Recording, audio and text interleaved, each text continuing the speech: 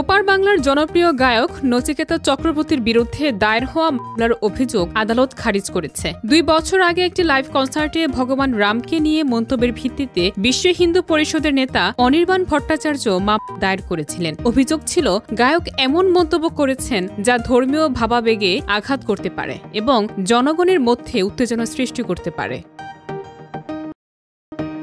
শ্যামপুকুর থানায় দায়ের হওয়া মামলাটি নিম্ন আদালতে যাওয়ার পরও যথেষ্ট প্রমাণ না থাকায় এফআইআর করা হয়নি। সম্প্রতি কলকাতার হাইকোর্ট এই মামলার চূড়ান্ত রায় ঘোষণা করেছে। বিচারপতি অজয় কুমার গুপ্ত বলেন, অভিযোগ গুরুতর হলেও তার কোনো প্রমাণ পাওয়া যায়নি। মামলাটি শুধুমাত্র সামাজিক মাধ্যমে ছড়িয়ে পড়া ক্লিপসের ভিত্তিতে দায়ের করা হয়েছিল, যেখানে কোনো নির্দিষ্ট তারিখ বা স্থানের নাম উল্লেখ নেই।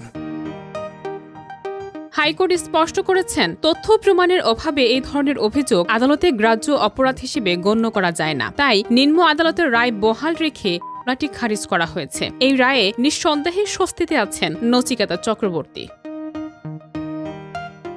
খারিজের পর অনুরাগীরা খুশি হলেও একাংশের মত, গায়কের লিপ্ত করতে এই পদক্ষেপটি রাজনৈতিক উদ্দেশ্য প্রণোদিত ছিল। তবে আদালত উপযুক্ত জবাব দিয়েছেন। রায়ের মাধ্যমে প্রমাণিত হলো, প্রমাণ ছাড়া সামাজিক মাধ্যমে ভাইরাল হওয়া গুজব আদালতে গ্রহণযোগ্য নয়।